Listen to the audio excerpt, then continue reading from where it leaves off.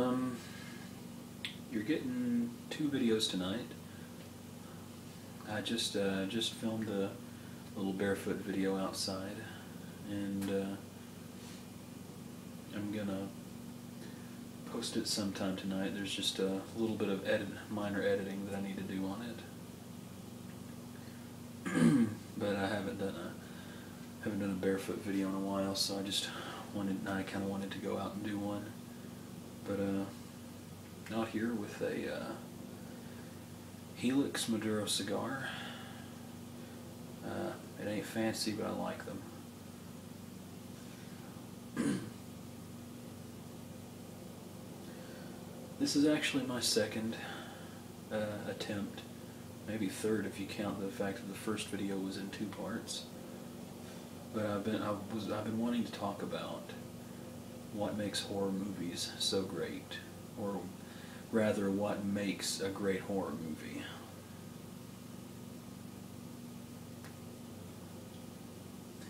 This was originally a 6-inch cigar, now I'm down to like 3.5 inches. Shows how long I've been out here trying to get this wrapped up. But anyway, it's something that's kind of hard for me to put into words, really, because I'm not really sure what I consider to make a great horror movie.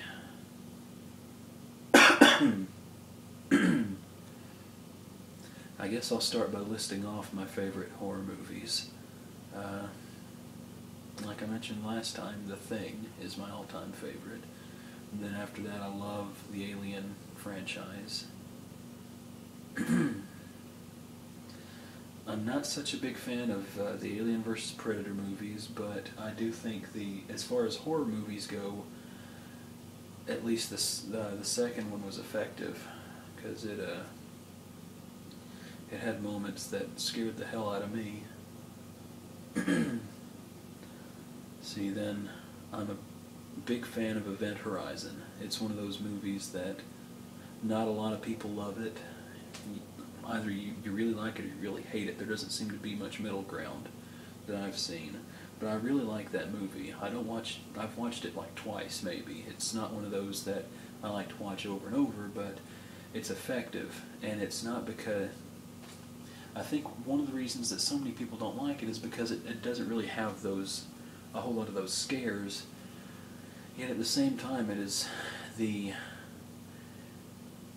the movie that comes closest to as an example of what I think makes a great horror movie, because it has all these ideas that it puts forth.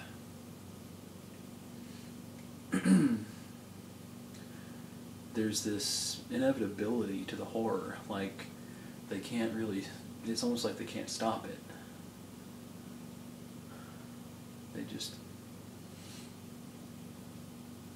It's like literally things are going to hell around them and there's not a whole lot they can do about it.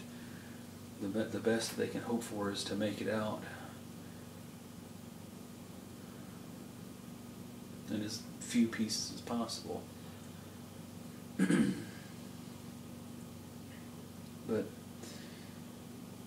And that's it for me. It's the ideas. It's the atmosphere.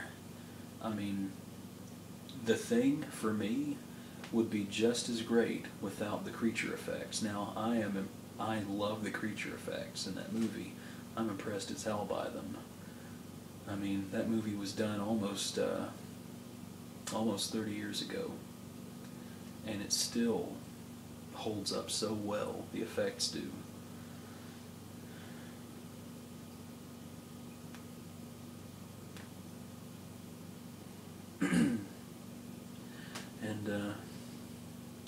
But at the same time, for me, it's that isolation and the paranoia, the things that the characters feel, that they really broadcast so well. That was a really well done casting.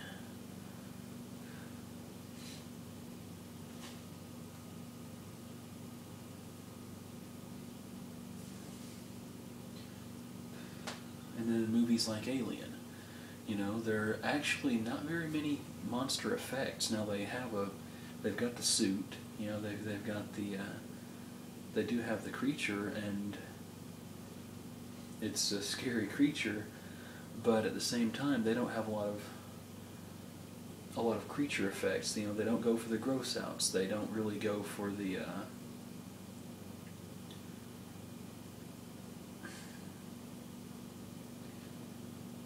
they don't go for the, you know, the cheap shocks. They don't, yeah, the shock factor, there is none in that movie. It's all, it's very tasteful, even in the moments where, you know, they turn around and all of a sudden the creature is just there. It's still well done. It doesn't feel cheap like it does in so many, you know, so many slasher movies that get done nowadays.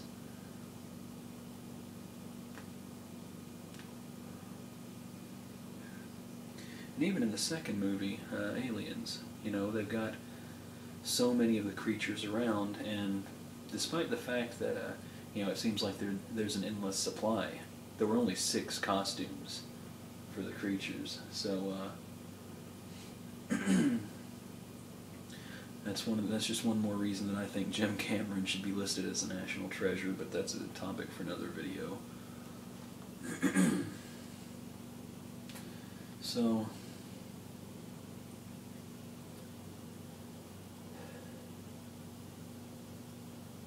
I'm not doing this well. I'm not quite able to put it in the words I want. So I'll just keep listing movies, I guess. Into the Mouth of Madness is a good one. It doesn't have that many I don't know, it does have a few creature effects, but once again, the driving force of that movie is the atmosphere, the story. It's not so scary as it is just creepy. And it's very Lovecraftian. You know, especially when you actually do see some of the creature effects. The monsters are, you only get a glimpse of them. But what you do see is mind-boggling. It's very hard to tell one creature, you know, where one creature begins and the other one ends. They're all very, not literally connected, but they're kind of enmeshed in the scene they're in, and it's that idea of horror that's mind-bending that Lovecraft was great with. He was very very well known for his characters not being able to perceive the monsters because their minds, you know, the human mind can only fathom so much, and when it's faced with the unfathomable, it comes up with its own representation of what it's seeing, which may or may not be what it is seeing. That's convoluted, I know, but it's like in Stephen King's It. You know, they see the clown, and then at the end they see the big spider thing that it was. But those are only just forms. Those are representations that we can perceive, because the true horror of Pennywise, of It, was that it was unfathomable. We could, to see it would drive you mad. And I think that's kind of, that kind of sums up what, to me, makes a great horror movie. The impact has to last beyond the credits. It has, a good horror movie keeps me thinking for days, sometimes, in the case of The Thing, for years. I mean, not to obsess over it or to always be terrified of it, because I can sit and watch The Thing and not really be freaked out by it anymore, but it's just, I enjoy the story and the atmosphere. But I guess that's it for tonight. About to run out of time. But talk to you guys later. Happy trails.